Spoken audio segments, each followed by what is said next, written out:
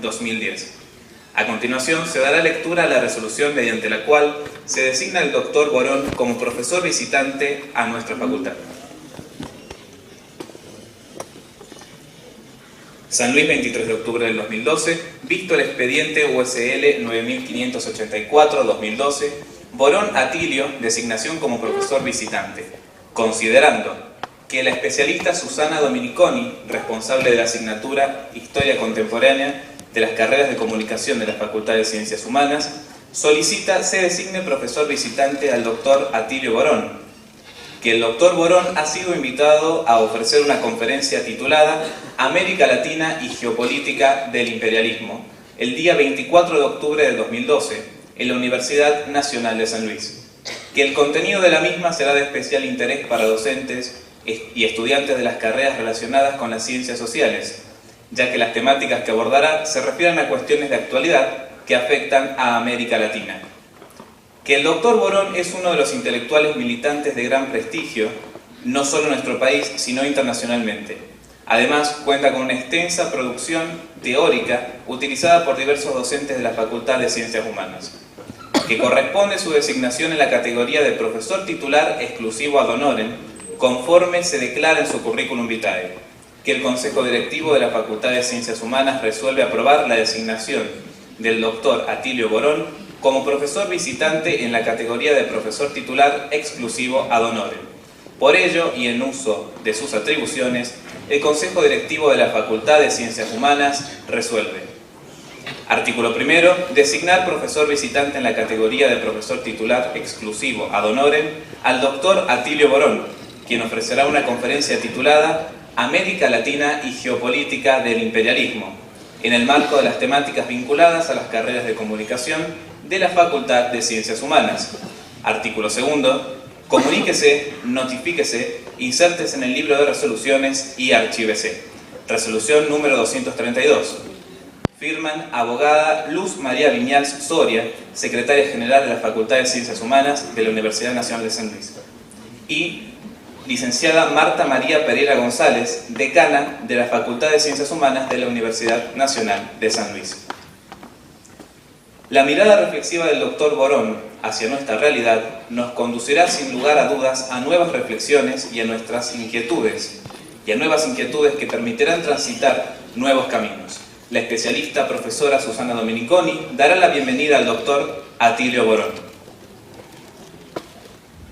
Voy a ser breve porque en realidad el objetivo es escucharlo al doctor Borón. Bueno, tengo el honor de presentar en esta alta casa de estudio al doctor Atilio Borón. Y digo honor porque no solo lo admiro en su calidad intelectual militante, sino especialmente como maestro de varias generaciones universitarias que en las ciencias sociales hemos acudido a sus libros.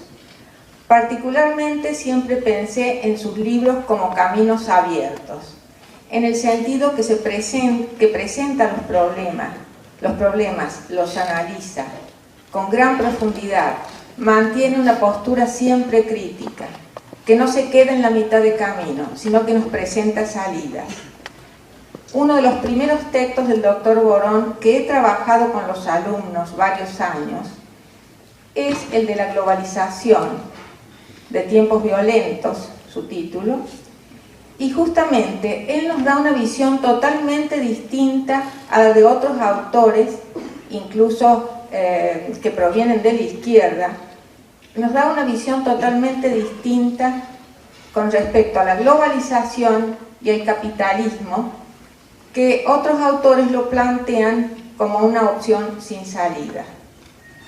Sus producciones intelectuales nos dicen que no hay un callejón sin salida y nos abren al optimismo y a la esperanza, pero también nos muestra que las salidas dependen del compromiso que se asume frente a los desafíos del mundo actual y que frente a ellos hay que luchar y trabajar para cambiar la realidad. Bueno, después de esta exposición habrá un espacio de preguntas, quizás un poco breve, depende el tiempo, cómo se pueda, probablemente una media hora. Bueno, los dejo, le doy la bienvenida, doctor Borón, y lo escuchamos. Bien, buenas tardes, muchas gracias. Mis agradecimientos a la facultad por esta designación, por esta invitación, por darme la chance de poder conversar con ustedes.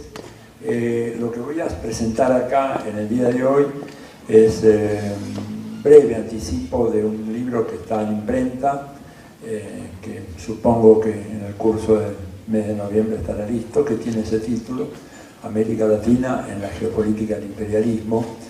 Y es un libro que fue motivado por los diagnósticos más recientes sobre cómo está funcionando el sistema internacional. Si ustedes recuerdan o si rememoran algo de los que fueron los debates a principios de este siglo, hace apenas 10 años, 11 años, había muchas dudas sobre si el imperialismo seguía existiendo o no. Fue reemplazada la palabra por una palabra mucho más etérea como imperio, ¿no es cierto? Que bueno, a veces uno la usa para no repetir permanentemente, pero más que la palabra estaba la idea de que bueno, el viejo imperialismo había desaparecido. Sin embargo, como los hechos son muy porfiados y los hechos no se inclinan ante el embrujo de las palabras, resultó ser que el fenómeno del imperialismo ha tomado un ímpetu en los últimos 5 o 6 años que me motivó a mí a repensar algunas de estas cosas y a tratar de ordenar algunas ideas y algunos materiales. Para quienes piensan de que tal vez es algo excesivo, déjenme decirles lo siguiente. Ayer estuve en la presentación de un libro que hizo Thelma Luzani, una conocida periodista y escritora argentina. Publicó un libro llamado Territorios Vigilados.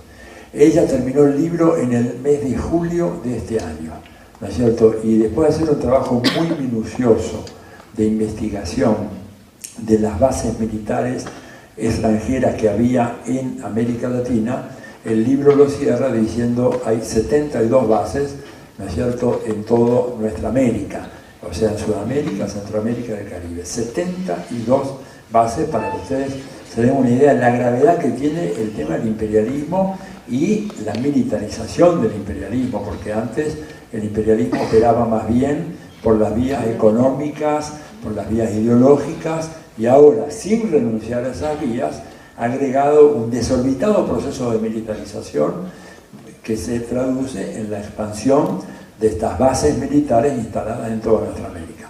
Como les decía, yo terminó el libro en julio y eran 72. El último recuento que venimos haciendo con Rina Bertazzini y la gente del Mopasol ya nos da 76 bases. O sea, en los últimos 3 meses se agregaron 4 bases militares más. 3 en Honduras, ¿verdad?, que se convirtió después del golpe de Estado del 2009 simplemente en un protectorado de los Estados Unidos, y una base militar, la más reciente, que fue otorgada por el gobierno de Ollanta Humala en el Perú, en la región del Piura. Piura, vamos a ver enseguida, está en la frontera que limita Perú con Ecuador. Entonces, en función de eso, realmente esto les demuestra la inusitada gravedad que tiene este fenómeno y las grandes dificultades que nuestros países están encontrando y van a encontrar y van a ser cada vez mayores en nuestra ruta hacia la autodeterminación nacional o, como dice tantas veces el comandante Fidel Castro, hacia nuestra segunda y definitiva independencia. No va a ser sencillo porque, como decía la secretaria de Estado del presidente Bill Clinton de Estados Unidos, la señora Madeleine Albright, si tenemos toda esa fuerza militar, ¿qué esperamos para utilizarlas? ¿No es cierto? Por ahora no las están usando, pero lo que le dijeron a ella para tranquilizarla era que las vamos a utilizar cuando llegue el momento oportuno. Así que más vale que nosotros nos preparemos, porque ese momento oportuno puede no estar demasiado lejos. Bueno, voy a bajar ahí y tal vez romper un poco el protocolo, me disculpa profesora, porque la verdad quiero exhibir unas láminas que son bastante interesantes y que creo que van a ayudar a facilitar la exposición, además a preservar mi voz. Como ven, ya está prácticamente lo que antes me pasaba en diciembre, ahora me pasa en octubre, y así tenemos tiempo para un intercambio de preguntas, comentarios, porque creo que este tema merece no solamente una exposición de mi parte, sino también entablar un diálogo con ustedes. Así que si me permiten, voy para abajo. Acá hay un, no sé de quién es esto, pero por la duda lo llevo. Alguien debe estar preocupado que no lo deje acá. Que no se preocupe, ya voy. ¿Pasa por acá? Sí. ¿Quién es el dueño de este estudio? Bueno, te lo dejo por acá. Bueno, a ver.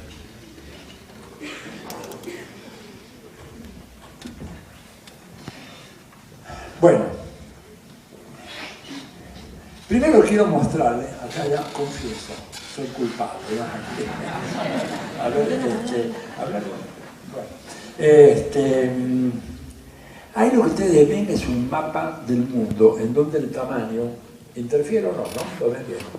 En donde el tamaño tiene que ver con el Producto Bruto de los países. Es una representación del mundo del año 1960. Algunos de ustedes después dicen, bueno, ¿y esto a cuento de qué viene? Viene a cuento de algo muy importante. Y lo muy importante es que esa representación del mundo es la que está presente cuando uno analiza, ¿no es cierto?, a las instituciones económicas y políticas internacionales. Quiero buscar algo para ayudar.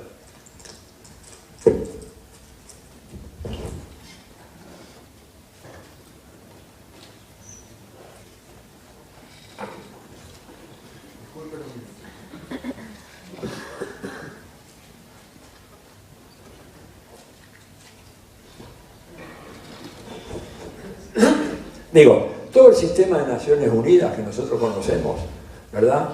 El sistema de Bretton Woods, Banco Mundial, Fondo Monetario Internacional, es una proyección de eso que ustedes ven ahí. ¿Y qué es lo que ven ahí? Ven un mundo en donde Estados Unidos y Europa prácticamente representan a la gran mayoría de la economía mundial. La economía mundial tiene un centro de gravedad que está ahí torpemente dibujado por mí en medio del Atlántico Norte, espero que disimulen la desprolijidad. El centro de gravedad de la economía mundial en ese momento estaba acá. Ahí tienen Estados Unidos, Gran Bretaña, Alemania, Francia, Holanda, Bélgica, ¿no es cierto? La península ibérica en ese momento contaba bien poco. Tenemos América Latina, ¿no es cierto?, por aquí, y acá tenemos China, tenemos la India, aquello que se ve ahí es Japón. Ese es el mundo, ¿verdad? Ese es el mundo que emerge de la Segunda Guerra Mundial. Y es el mundo que pautó las instituciones que hoy todavía rigen el funcionamiento del sistema internacional. El pequeño problema es que el mundo de hoy es que ha habido un achicamiento muy significativo de Europa y que China ha crecido de una manera fenomenal. Aunque acá dice 2015, en general este número, las cifras ya prácticamente corresponden a la de hoy o las que se pronostican para el 2013, ¿verdad? China, y además agréguenle por acá Hong Kong, ¿no es cierto?, que forma también parte de China. O sea, todo eso enorme es la China, ¿verdad? India, que está creciendo, África negra, que prácticamente desaparece del mapa, fíjense de manera como eso se ve, América Latina, que aún mismo sobreviviendo en medio de este cambio, pero pierde la gravitación que tenía antes, y Estados Unidos, que sigue quedando muy grande, pero ya menos que antes. Y lo que claramente se ve es que el centro de gravedad de la economía mundial ahora está en Asia-Pacífico. Ese es el mundo de hoy. Bueno, ese mundo no tiene referencia en la organización del sistema internacional. La organización del sistema internacional, Naciones Unidas, con todos sus organismos, desde el Consejo de Seguridad, la Asamblea General, organismos colaterales como la OIT, agencias como la UNESCO, la FAO, etc., están pautados en función de aquel viejo mundo que ya se fue. Y esto plantea entonces dudas muy claras acerca de la capacidad que tiene ese sistema institucional de responder a desafíos de un mundo que es muy diferente al mundo que teníamos hace 50 años atrás. Y acá aparece un detalle muy significante en este mundo. ¿Por qué? Porque este mundo está lanzado a la cacería de recursos naturales, ¿verdad? ¿Por qué cacería de recursos naturales? Bueno, porque si algo hizo la globalización neoliberal fue potenciar el patrón de consumo de los Estados Unidos a todo el mundo, potenciarlo, digamos, potencialmente, ¿verdad? Perdón por la redundancia, o sea, proponerlo a todo el mundo como un patrón de consumo deseable y por el cual hay que hacer los sacrificios que sean necesarios para llegar a vivir como vive el prototipo de la familia de clase media en los Estados Unidos. Y entonces esto genera lo que algunos autores especializados, como Michael Clear, que es un americano que ha estudiado mucho y muy bien este tema porque ha adoptado en la perspectiva nuestra, la perspectiva desde el sur, plantea el problema y él nos dice, bueno, miren todo lo que necesita cada uno de los niños americanos que nacen. 932 libras de cobre es lo que va a consumir a lo largo de su vida. Esto equivale más o menos a 400 kilos. Un kilo son 2 libras 200. Digo para no hacer la cuenta en todos los casos. Va a consumir 1.100.000 libras de piedras de canto rodado y de arena. Va a consumir 72.000 galones de petróleo, multipliquen por casi 4, o sea, sería como 280.000 litros de petróleo a lo largo de su vida, va a consumir cada uno, y así sucesivamente. En total, casi 3 millones de libras de minerales, metales y combustibles a lo largo de la vida, casi 3 millones, ¿no es cierto? Mientras lo que consumían esto eran el 10 o el 12% de la población mundial, no había mucho problema.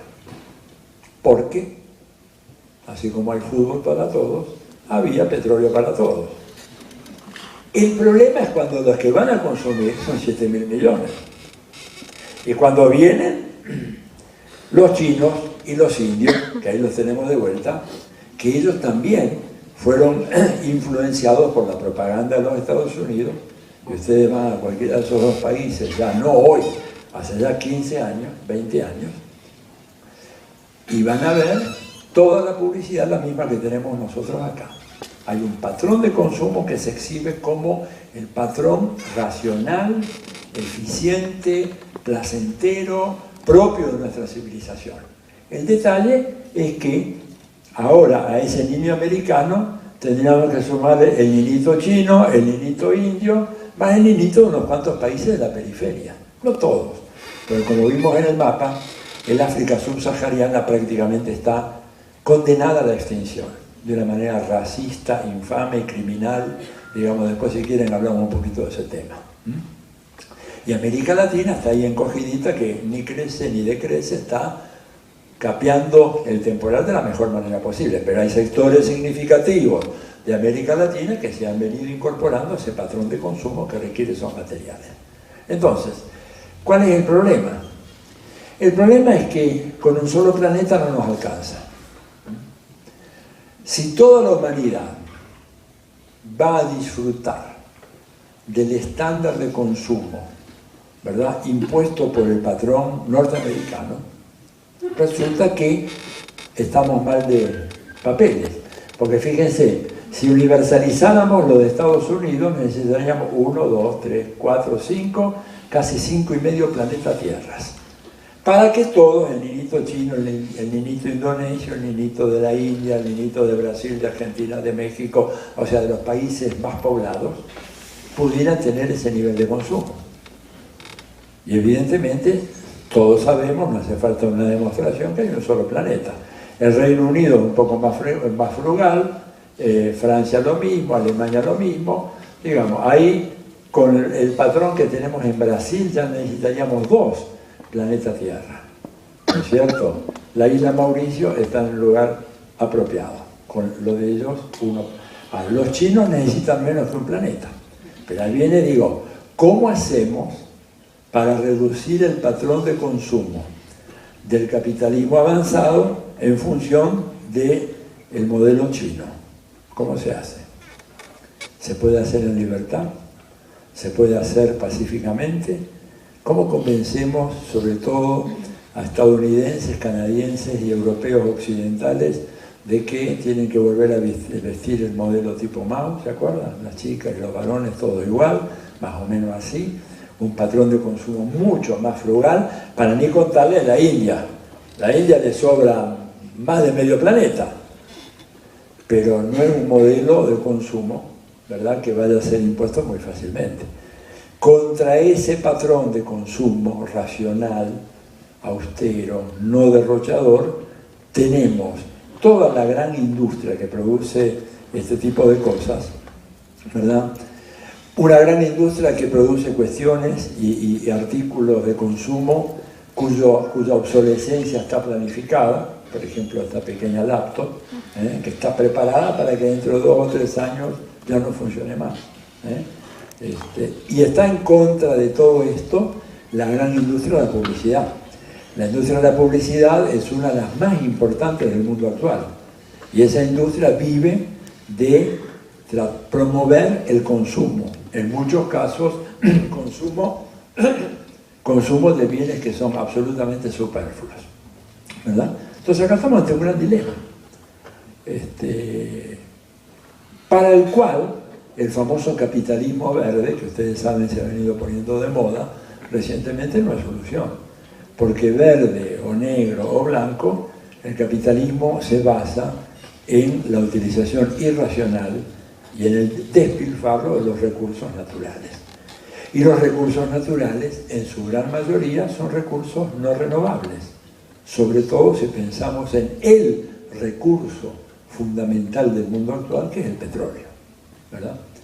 Ya no se discute si el petróleo se va a acabar. La única discusión ahora es cuándo se acaba. ¿Cuándo se acaba? No si se va a acabar. El cálculo más optimista le da al petróleo todavía unos 40, 45 años, los más optimistas. Algunos que tienen ideas más lúgubres dicen que se acaba en 25 o 30 años. Y claro, toda la civilización que construyó el capitalismo se basa fundamentalmente en el petróleo. Petróleo y sus derivados, ¿verdad? Había un economista norteamericano que hace muchos años dijo algo muy interesante. Y como era bastante sensato, por supuesto, no se le prestó la menor atención. Él dijo, ¿cómo es posible que haya gente que plantea un modelo de crecimiento económico indefinido en un planeta que tiene recursos finitos y muchos de ellos no renovables? Y entonces se responde a sí mismo. Este señor se llamaba Kenneth Boulding, para los que quieran buscarlo, googlearlo y ver lo que escribió. Y Boulding se responde a la pregunta, dice, bueno, hay 2 clases de gente nomás que pueden suponer que en un planeta con recursos finitos se puede plantear una estrategia de crecimiento infinito interminable del producto. O un loco o un economista. Eso fue lo que dijo él. Por supuesto no fue escuchado. No fue escuchado. Entonces, acá vemos claramente de que hay un límite muy claro a las posibilidades de que el capitalismo mantenga este patrón de consumo. Ahora, se puede imponer de todas maneras la continuidad de ese patrón sometiendo al 65-70% de la población mundial a vivir en condiciones de penuria económica, de atraso, de exclusión, de pobreza, todo eso. Y el fenómeno de la militarización, que yo le anuncié y que vamos a examinar enseguida, tiene que ver con eso. En el momento en que el sostenimiento de este patrón civilizatorio requiera aplicar la fuerza a los efectos de garantizar para unos pocos el acceso a los recursos escasos, no renovables, la fuerza militar del imperialismo está preparada para actuar. Y está preparada para actuar en esta zona, donde estamos nosotros, Sudamérica. y en general América Latina, la región más importante para Estados Unidos, de lejos, estratégicamente mucho más importante que cualquier otra. No crean, digamos, de que estoy exagerando un ápice cuando les digo esto, porque más de uno de ustedes puede recordar, ¿verdad?, lo que se decía en la Argentina en los años 90, y todavía hay algunos ecos de aquello, ¿se acuerdan la época de Menem, las relaciones carnales? Había que aceptar lo que Estados Unidos nos diera porque nosotros somos irrelevantes. América Latina es un continente irrelevante. Y periódicamente ustedes tienen académicos norteamericanos que saben muy bien que esto no es así. Funcionarios norteamericanos que nos dicen así con un tono condescendiente: miren, no presionen, no molesten, no hagan, no alboroten, porque la verdad que para nosotros lo más importante es Medio Oriente, porque ahí está el petróleo. En segundo lugar viene Extremo Oriente, porque ahí tenemos la China, tenemos Japón y tenemos la amenaza de lo que puede pasar con Corea del Norte. En tercer lugar tenemos Asia Central, porque ahí hay inmensos campos petroleros que no pueden ser explotados por la turbulencia de la región, pero confiamos, estamos trabajando en poder traer eso bajo control.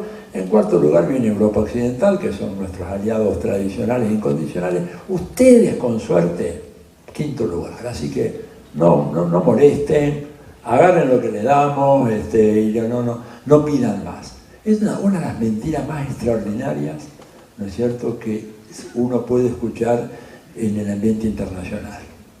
Y lo todavía más sorprendente es cómo la gran mayoría de nuestros gobiernos abonan esas teorías.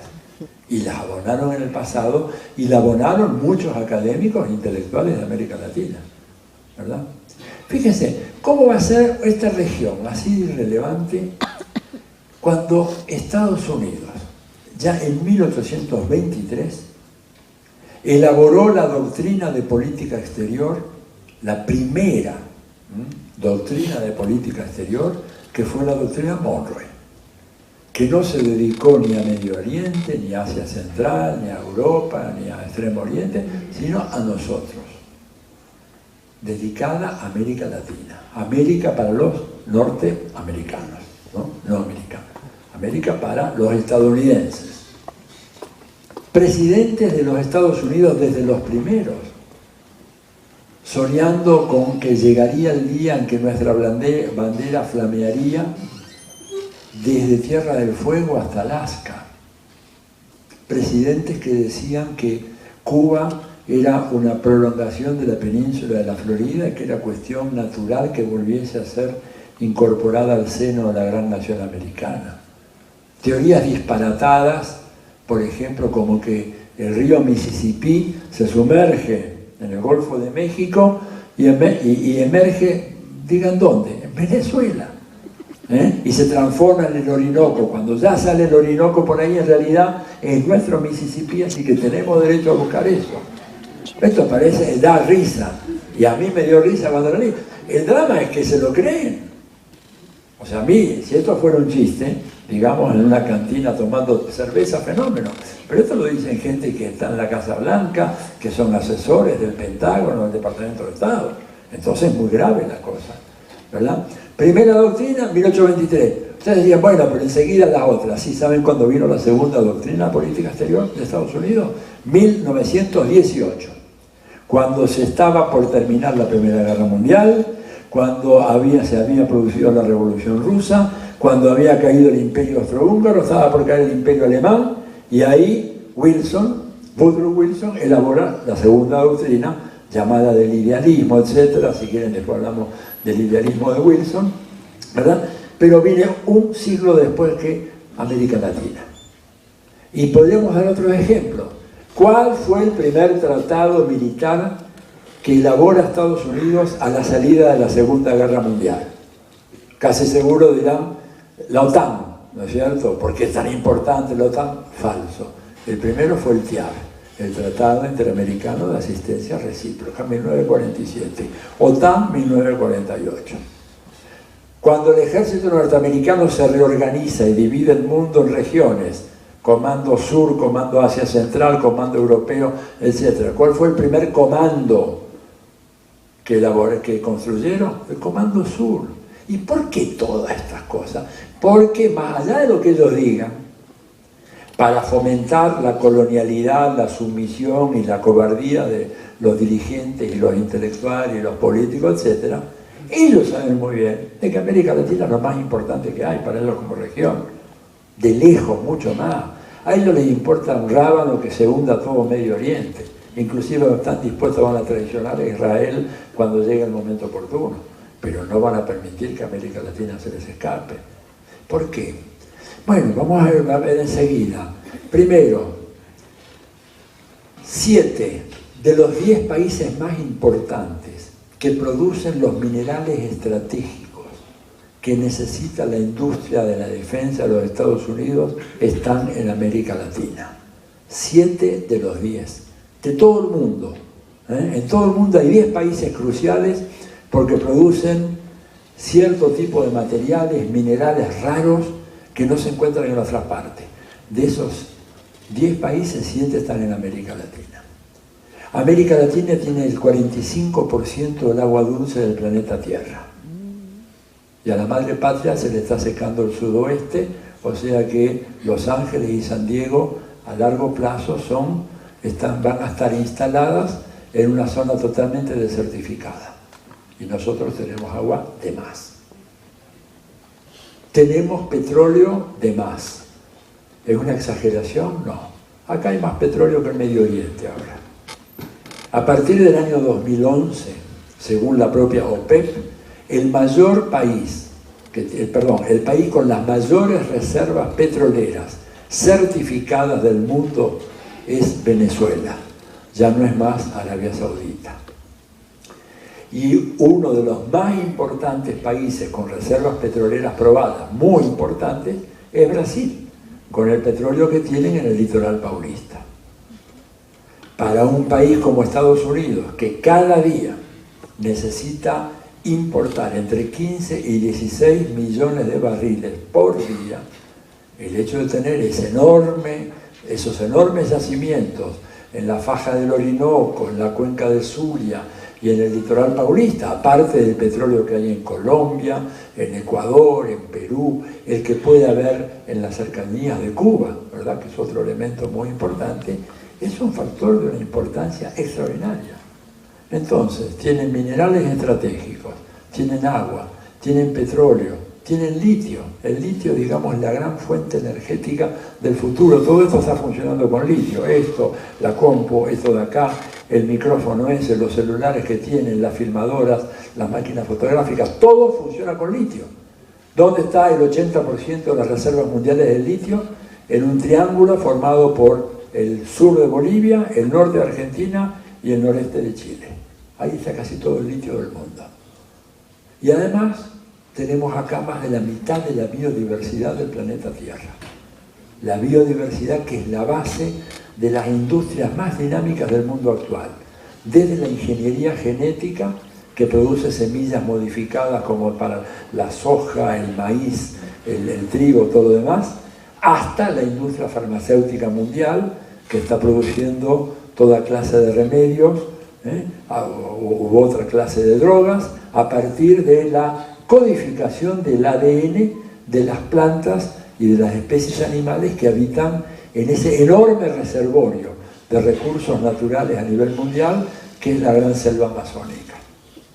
Y por eso es la región más importante del mundo, ante la cual Estados Unidos reacciona, ¿no es cierto?, con vehemencia cuando perciben ciertos cambios que pueden hacer que esa región se aleje de su control. Y por eso cuando en el año 83 un gobierno en una pequeña islita, la isla de Granada, ¿no es cierto?, 60.000 habitantes en total, decidió su primer ministro, Maurice Bishop, extender una pista de aviación para facilitar un poco el turismo para la llegada de los grandes aviones, los Jumbo.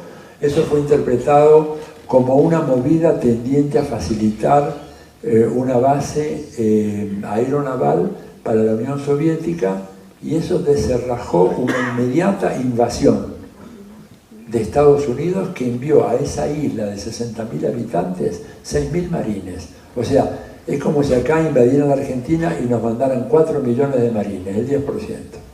Arrasaron la isla, liquidaron a ese gobernante, armaron un juicio sumario al estilo de lo que hicieron con Lugo. Lugo tuvo más suerte, no lo fusilaron, pero a Bishop lo fusilaron.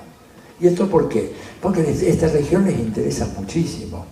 Si esto hubiera ocurrido, digamos, en Bangladesh, Estados Unidos no se hubiera movido. Si hubiera ocurrido en Laos, no se hubiera movido. Pero ocurrió acá, en esta que es su patio trasero, y como decía Che Guevara, la reserva estratégica, militar, económica fundamental de Estados Unidos, y el Che tenía razón en esa apreciación.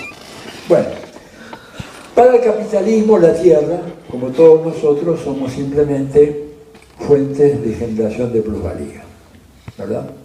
O sea, servimos en la medida en que produzcamos un valor, un surplus, ¿no es cierto?, una plusvalía, en la medida en que nuestro trabajo, nuestra fuerza de trabajo no la genere, por cuestiones de edad, de enfermedad, de género, de opción sexual, de raza, de ideología, no somos aptos para eso, el sistema nos condena, y punto, ¿verdad?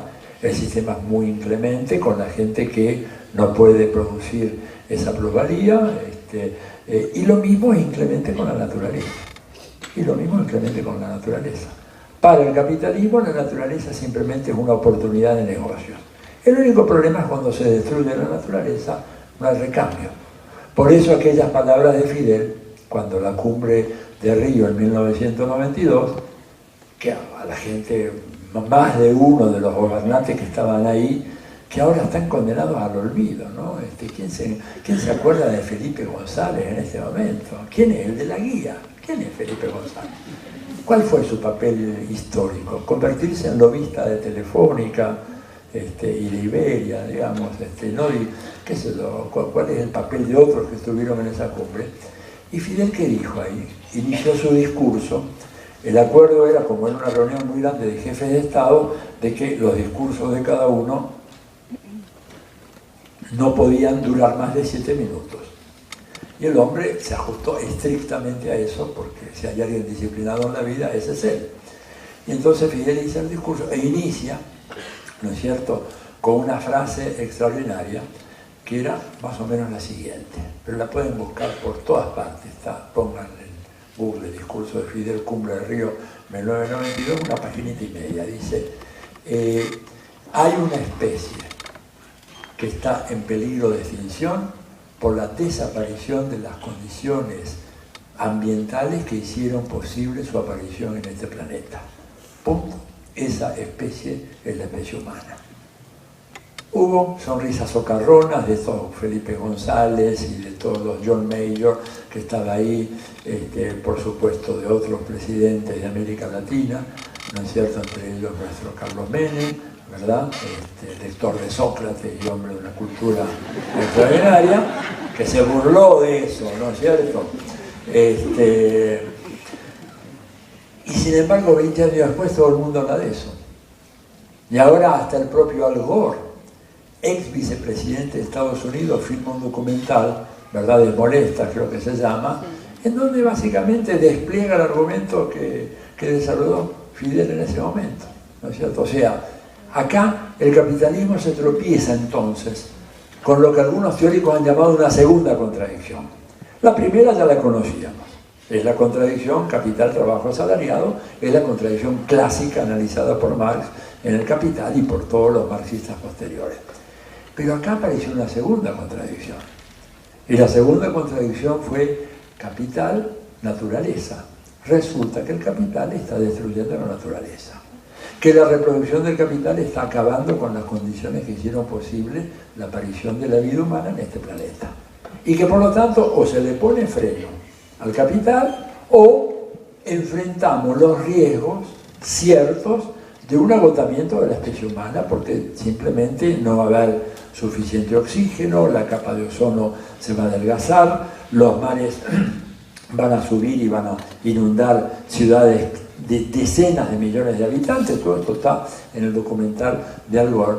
Y acá hay un problema que fíjense que el capitalismo no pudo resolver, ni va a poder resolver. Porque la primera contradicción, trabajo, capital, trabajo asalariado, de alguna manera se pudo amortiguar.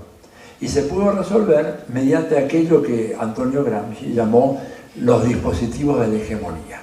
Es decir, cuando la clase dominante tiene la capacidad de convencer a la gente, a la que está explotando, de que en realidad le está haciendo un bien y de que le está pagando el salario que se merece y de que en realidad el país va a progresar y la colectividad va a estar mejor en la medida en que se intensifique la actividad del capitalismo.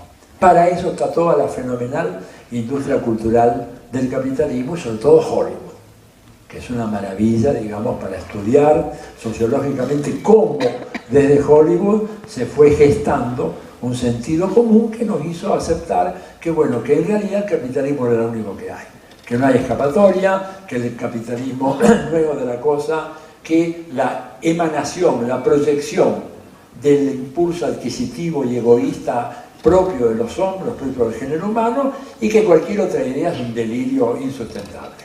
Un triunfo extraordinario del cual recién ahora estamos empezando a salir. Por ejemplo, gracias a esta crisis que estalló en el 2008, se empieza a hablar en el lenguaje común, en la calle, en la esfera pública, en los medios, se empieza a hablar de capitalismo. Antes ni hablábamos de capitalismo, ¿saben por qué? Porque era algo tan natural. ¿Quién de ustedes habla todo el día del aire? Nadie. Yo nunca hago un comentario sobre el aire. Sin embargo, si me falta, me muero, ¿verdad? Pero está tan naturalizado que tenemos el aire que ni lo damos por su nombre. No hace falta. Con el capitalismo pasó lo mismo.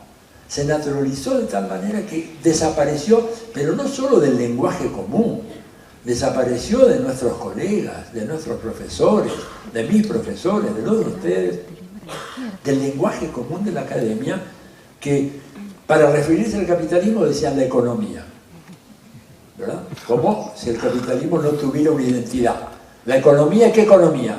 La de la Grecia clásica, la de las ciudades-estado italianas o de la Hansa germana, la economía esclavista del sur de Estados Unidos, sin embargo, o los mercados. No se lo llamaba por su nombre. Y hay una cosa muy linda que escribió un gran poeta alemán, Bertolt Brecht, un comunista íntegro como él, como pocos, y Brecht dijo, aparte de escribir obras extraordinarias, no sé si pueden ver Galileo, véanla porque es una obra, pero de las muchas, muy buenas, pero véanla y si no, léanla. Pero Brecht dijo una cosa con su percepción tan sutil, dice, el capitalismo es un caballero que no desea se lo llame por su nombre. Así de simple. Y ahora se lo está llamando por su nombre porque resulta que ese caballero se está portando muy mal, está haciendo cosas muy raras y por lo tanto se ha caído el velo que decía la economía. Decimos, no, no es la economía, es el capitalismo. Bien, pero con todo ese dispositivo, el capitalismo logró amortiguar esa primera contradicción. Decirle a la gente que en realidad lo que era no era. El famoso tema del fetichismo en la mercancía. Pero resulta que al agua, cuando se filtra el cianuro con el cual se separa el oro del escombro, no le puede decir, mira, no es cianuro, es bicarbonato de sodio. No, porque el agua es muy cabeza dura de decir, no, esto es cianuro, y esto me destruye. Y a las plantas lo mismo.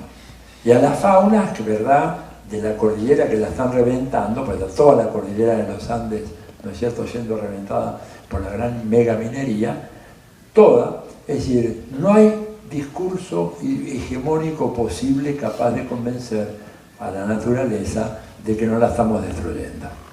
La están destruyendo y esto es irreversible. Hay que pararlo antes que sea demasiado tarde. ¿Se dan cuenta? Esta segunda contradicción marca hoy un límite mucho más próximo al capitalismo que la primera contradicción. Mediante la primera, las argucias a las cuales ellos nos tienen acostumbrados, podían tal vez tirar 1 o 2 siglos más, pero con la segunda contradicción su plazo se acorta notablemente. Bien, acá tienen ustedes un poco algo de lo que decíamos recién, riquezas naturales que tiene América Latina, acá el petróleo del Golfo, acá el de Venezuela, el zuliano, el de la faja del Orinoco, el de Brasil, ¿no es cierto?, el litoral paulista, lo que nos queda en el sur a nosotros, acá tienen el tema de la biodiversidad, toda esta enorme cuenca que viene del Orinoco para el sur, por el río Amazonas, etc., y las grandes reservas de agua. Este es el acuífero guaraní, lo vamos a ver más enseguida. Y acá esto que ven ahí es el acuífero de Chiapas, que ya Estados Unidos lo tiene estudiado como una de las soluciones para la desertificación del sur de California. Pero ahí hay un pequeño problemita, que es el ejército zapatista. No va a ser tan fácil convencerlos de que el agua la van a sacar de ahí, que van a desertificar Chiapas para que en California puedan seguir teniendo una piscina de 50 metros de largo por 10 de ancho en cada casa. No creo que los zapatistas entiendan la racionalidad de ese argumento, entonces está medio problemática la cosa, ¿verdad? Bueno, y ahí lo que digo es la maldición de la abundancia, ¿verdad? Porque no les quepa a ustedes la menor duda que si Venezuela, en lugar de ser primera reserva mundial de petróleo, hubiera sido primer productor mundial de tomate, pero ni Capriles no hubiera existido, la campaña fabulosa de los medios que hicieron, la nata no hubiera ido allá, digamos, un país que produce tomate. Todo esto es por el petróleo. Todo esto es por el petróleo, no por otra cosa. Y agreguemos los minerales estratégicos, digamos, varias cositas más, pero sobre todo por el petróleo, ¿no es cierto? Esto es lo que provoca el apetito del imperio en venir a buscarlo. Fíjense, este mapa es muy interesante, la proporción está dada por la disponibilidad de agua. Fíjense lo que es la cantidad de agua que tiene Sudamérica y un poquito Centroamérica. Y Europa se está quedando sin agua. Los chinos tienen agua, pero no tanto. Están viendo cómo se la llevan de acá, también ellos, no solamente los americanos. África tiene bastante agua acá, en esta región, es la región más pobre de África, pero América Latina es la gran tentación. Todos los especialistas en cuestiones militares aseguran que la segunda mitad del siglo XXI será la época de las guerras del agua. Y vean dónde está el agua. Vean dónde está el agua.